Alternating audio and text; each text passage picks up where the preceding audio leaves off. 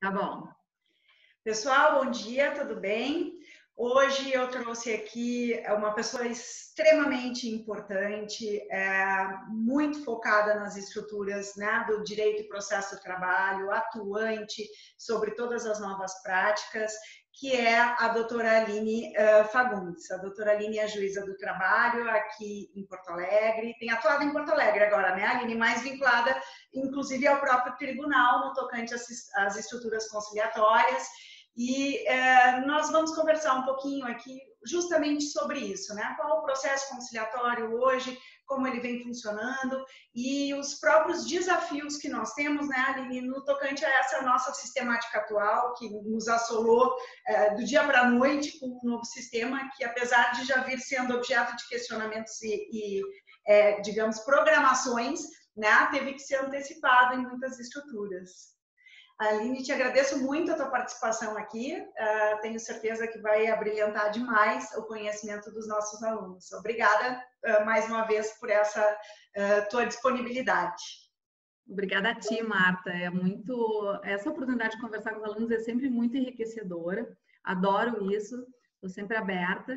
E realmente o momento é propício para uma reflexão, porque virou tudo de cabeça para o ar. Eu estou atualmente atuando no Sejusc do segundo grau. O Sejusc já tinha essa prática de audiências virtuais, mas como é que funcionava? Nós tínhamos uma pauta normal, entrávamos para a sala de audiência, normalmente alguma das partes já estavam lá também e chamávamos apenas uma das partes. Às vezes nem era uma das partes, o advogado estava ali, mas o preposto gostaria de participar e o preposto não tinha como vir, mas a secretária estava do meu lado, eu conduzindo a sala de audiências e uma ou duas pessoas por via remota. De uma hora para outra, virou tudo e o momento não nos permite ter medo da situação, né? Então, o que a gente precisou fazer? A gente tinha uma pauta gigante montada, tiramos tudo de pauta e deixamos essas pessoas penduradas no pincel. Criou um dificultador, porque agora estou eu aqui na minha casa, a secretária está lá na casa dela, a secretaria está na casa de outra. Espaço, né? Cada um no seu espaço e a dificuldade gigantesca de comover, de envolver, de conquistar os envolvidos a participarem de uma audiência de conciliação. E eu diria que os desafios, assim, são vários. Vou te dizer, assim, ó, desde a parte técnica, porque tem aquele pessoal que não se sente à vontade, que nunca tinha feito audiências virtuais, não sabe como é que vai ser o ambiente, não se sente bem com isso. Aqueles que estão numa situação horrorosa financeiramente, né? Empresas que a gente sabe que estão com a corda no pescoço e sequer cogitam segurar os acordos que já estavam negociados, e reclamantes também desesperados, né? Muito inseguros, com a sensação de que podem, de repente, perder um valor muito importante, negociar no desespero, né? Levando a um aviltamento muito grande dos seus créditos. Então, uma série de fatores. Da parte técnica, ela se desdobra em outras tantas, porque a gente tem pessoas que têm receio de fazer nas suas casas, porque não sabe se o cachorro vai entrar, se o filho vai pedir socorro, se instalou seus equipamentos dentro de uma cozinha, por ser, né, o ambiente mais propício, mais espaçoso, melhor de trabalhar, e aí se sente desconfortável ou pouco profissional de expor um ambiente físico inadequado. Então, a gente tem advogados fazendo audiência dentro do carro, não sei se porque estão dentro do carro porque de fato estavam em deslocamento ou porque foram fugir desse ambiente, mas é uma solução. Nós temos escritórios com salas maravilhosas, telões fazendo audiências super bem equipados. Temos audiências que as conexões vão caindo esses dias. Foi a secretária, a conexão dela não estava boa, ela caiu várias vezes. Então, a sequência de desafios do aspecto técnico é muito grande. E do aspecto processual também, porque por hora nós estamos fazendo apenas audiências na conciliação. Nós, que eu digo, nós no Sejusc. Algumas unidades também estão conciliando, algumas estão fazendo audiências iniciais, mas também com a suspensão dos prazos isso fica um pouquinho comprometido. Então, assim, ó, virando de cabeça para o ar até adaptar. Está rendendo. Tá? O Sejusc 1, em Porto Alegre, está fazendo um volume surpreendente de audiências. Nós, no Sejusc 2, temos diariamente, mas eu já marco com um espaço muito maior. As audiências, o nosso regulamento do Sejusc prevê 20 minutos para cada audiência no mínimo. A gente está marcando assim, ó, na melhor das hipóteses, 30 minutos quando o acordo está praticamente pronto e 1 hora é o ideal. E estamos, é um tema que eu acho também interessante trazer para os alunos, estamos também fazendo grupos de WhatsApp. Isso já tinha? Já tinha, mas ele tomou um contorno muito mais importante, ele virou uma ferramenta mais fundamental justamente para consolidar e preparar essas reuniões. Não sei se vocês já vinham usando esses termos, mas assim como a gente dizia, né, ADR para Alternative Dispute Resolution, a opção ODR para Online Dispute Resolution, nunca se imaginou que do ADR se migraria para o ODR numa velocidade tão grande e numa amplitude tão grande. Né? Que eu coloco, que eu costumo comentar? E aí, de repente, te devolvo a pelota para ver o que tu achas disso em termos de obter dos alunos, instigar os alunos a uma reflexão. Hoje eu faço audiências de conciliação, a gente faz audiências iniciais, a vice-presidência está fazendo horrores de audiências de mediações, mas está sim se aventando uma ampliação do uso das audiências por via remota. O que vocês acham da possibilidade de fazermos isso numa instrução? Será esse o caminho? O CNJ já vem conversando a respeito, o TST também já vem conversando a respeito. O que vocês verificam como o maior dificultador de transportar tudo isso para uma condução integral do processo do início ao fim? Esse é um tema muito complicado, né, Aline? Na realidade, nós percebemos que é quase um caminho sem volta, mas a gente não sabe exatamente como isso vai funcionar para nós, né? Todo mundo morrendo de medo. Todo mundo morrendo de medo. Essa é um questionamento que nos meus grupos de amigos, colegas advogados, professores do direito e processo de trabalho, nós passamos nos questionando, olha, será que isso é efetivo, né, para a estrutura do direito? Como isso vai se dar? Porque um dos aspectos que me parece que é extremamente importante no direito do trabalho é a acolhida da prova oral. É uma das provas essenciais que a gente tem. Ela é basilar para a oferta ou negativa do direito, né? Até por essa disparidade existente entre a possibilidade probatória do empregado e empregador. E aí tu passa a acolher essa prova oral por uma sistemática virtual que tu não tem certeza ainda se não tem alguém do lado, né? A transmitir informação, um prompt atrás que tu não visualize. Prompt é o documento, exatamente. Enfim, isso é um questionamento que nós ainda estamos nos fazendo. Como vai ser? Olha que interessante, desculpa te cortar um pouquinho. Essas todas as preocupações, daí alguém vai perguntar assim, tá, mas e a carta precatória? Porque a carta precatória já está regulamentada nesse sentido, mas a carta precatória, a colheita da prova, como é que ela é feita?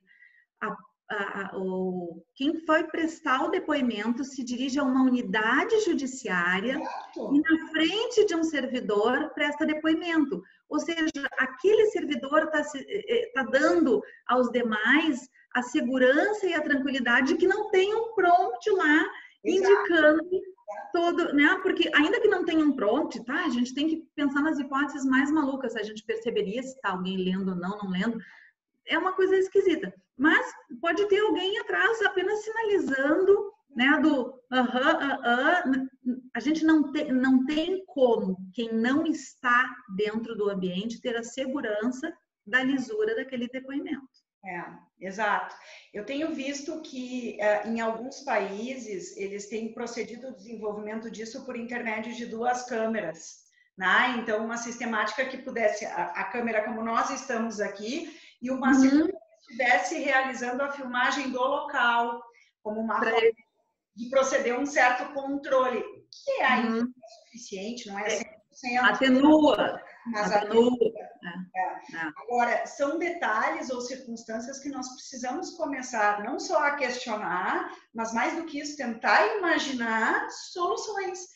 Porque me parece que é um caminho sem volta, né? Pode ser que agora ainda não tenhamos isso tudo aplicado efetivamente, mas a tendência de converter tudo pela estrutura do digital, a inteligência artificial, ela é cada vez maior, né? Enfim, é o nosso momento. Me veio à tona nesse período uma reflexão feita pelo juiz Rafael Marques, que está atuando lá em Caxias. O que é a prova oral? Nós temos pedido A, versão A, que é o pedido, versão B, que é a contestação. Se as duas versões são iguais, a gente só tem matéria de direito para examinar.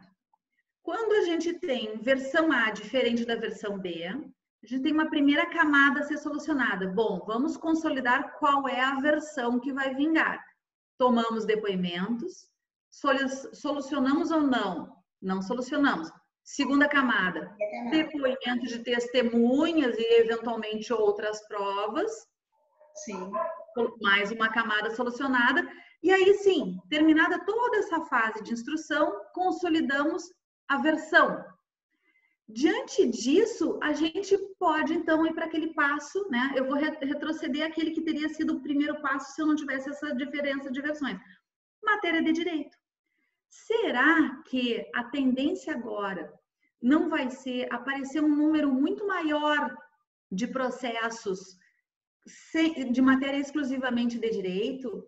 Para justamente contornar isso, eu já vi em muitos processos em que, quando os advogados se conhecem, confiam no outro, e isso é uma coisa que eu gosto muito de ressaltar para os alunos, construam uma imagem que possa render frutos para vocês. Sem dúvida. Então, existindo uma confiança grande entre os advogados, um conhecendo a seriedade do outro, e mais do que uma oportunidade, eu já vi os advogados, não, doutora, não tem problema, a gente pode colher esse depoimento por WhatsApp, eu aceito a informação que ele está. Se ele mesmo me esclarecer, me serve. Na região onde eu trabalhei anteriormente, havia muito haitiano. As partes aceitavam que um amigo viesse como tradutor. Isso aí tudo é fruto da confiança. Claro, eles não aceitavam isso em todas as circunstâncias. Eles sabiam com quem eles estavam negociando. Então, a confiança é muito importante. E a gente já viu que vários escritórios enriqueceram concentrando as suas atividades em matérias mais específicas e maior parte das vezes que não dependem de produção de prova oral, porque isso aí é um processo muito mais demorado, muito mais desgastante. Eu acho que sim, é possível que exista uma tendência de aumentar o número de processos. E não que vai mudar o tipo de perfil. Eu acho que as partes vão chegar numa composição. Eu acho que isso é uma questão interessante e salvo o melhor juízo, bastante positiva, que é, na verdade, talvez nós voltemos àquela estrutura de lançar mão da justiça do trabalho ou do poder judiciário trabalhista exclusivamente em matérias densas, difíceis, né? Complexas de negociação e permitindo que as partes retomem um pouco aquela autonomia negocial que outrora não estava tendo, né? Então, quer dizer, partimos para uma sistemática muito mais da tentativa de autocomposição prévia, né? Da conversa entre as partes, a tentativa das soluções que a maior parte das vezes, Aline, eu não sei se tu concordas comigo, mas na grande maioria dos processos, o que nós visualizamos não é propriamente uma busca do direito, mas é uma busca de uma solução, né? Afetiva, enfim, de uma resolução de um conflito de outra esfera. Sim, ali subjacente que às vezes é mais importante do que o que efetivamente está na petição inicial. Exato. Né? E aí eu citei o Rafael Marques, mas eu acho que acabei não falando a frase dele, porque ele disse assim, ó, se todos estivessem de boa fé, e esse boa fé entre aspas, porque esse detalhe dali de subjacente faz diferença, mas se todos estivessem de boa fé, todos os processos seriam apenas matéria de direito. Exato. Porque de boa fé a versão A é obrigatoriamente coincidente com a versão B. inicial, contestação. Mas, claro, a lide subjacente nos acresce um elemento que pode dar uma ideia de que não é boa-fé. Não, não é isso. Vejam bem, vamos imaginar uma contagem de horas extras. Aquele empregado que sofreu pela quantidade de trabalho, que se sentiu assim extremamente dedicado ao trabalho e daqui a pouco na extinção do contrato se sentiu menosprezado, desvalorizado, esse vai enxergar que aquela 1 hora extra, 15 minutos extras que ele fez todos os dias, foi uma quantidade gigante. Não, eu fazia todos os dias. Não, todos os dias eu ficava lendo horário. O empregador que de repente não estava percebendo que existia um esforço absurdo daquele empregado para aquela determinada tarefa, ele vai dizer, não, ele até fez outras vezes, mas foi de vez em quando. Não, nem vi, não reparou. Então, tem má fé? Não. Nenhuma das versões tem uma má fé gritante. O que ocorre é que a gente tende a valorizar os nossos sentimentos. Os nossos sentimentos estão junto na leitura da imagem. É diferente de uma ação que eu peguei, que eu achei fantástica. Aliás, eu só vi ela na fase inicial, não vi o decorrer dela. E eu morro de curiosidade para ver como é que acabou. Era uma relação, era um acidente de trabalho em que o reclamante dizia que a bola, sabe aquela bola que faz a destruição da construção? Sim. Que a bola da construção atingiu a face dele. Imagina, um acidente gravíssimo. A reclamada disse que não, que ele caiu da goiabeira. Quer dizer, alguém estava mentindo gravemente nessas. Aí não tem aquela variação, né? Então, são casos curiosos, claro, e aí olhem o tempo que a gente perde e o desgaste e o número de pessoas que a gente envolve para dirimir uma controvérsia que a rigor é uma piada, né? Porque quem inventou a história oposta à do outro, nesse caso específico, tá de brincadeira com a gente, né?